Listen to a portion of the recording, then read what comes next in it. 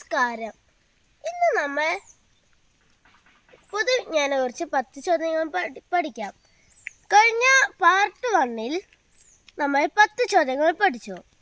ഇന്ന് പൊതുവിജ്ഞാനം. 2024 എഴുത്തച്ഛൻ പുരസ്കാരം നേടിയതാര്? ഉത്തരം NS മാധവൻ. 2024 ലോക ചെസ് ചാമ്പ്യൻഷിപ്പ് കിരീടം നേടിയതാര്? ഉത്തരം D. ഗുകേഷ്. ഗോവ സംസ്ഥാനത്തെ ഗവർണർ ഒരു മലയാളിയാണ്. ആരാണ് അദ്ദേഹം? ഉത്തരം അഡ്വക്കേറ്റ് PS ശ്രീധരൻ പിള്ള. ദേശീയ പ്രവാസി ദിനമായി ആചരിക്കുന്നത് എന്ന്? ഉത്തരം ജനുവരി 9. ഇന്ത്യയുടെ പക്ഷി മനുഷ്യൻ എന്നറിയപ്പെടുന്നത് ആര്? ഉത്തരം ഡോക്ടർ സലീം അലി.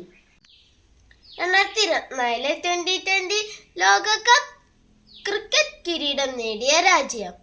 ഉത്തരം ഇന്ത്യ. ഇലകൾക്ക് പച്ച നിറം നൽകുന്ന വർണ്ണവസ്തു?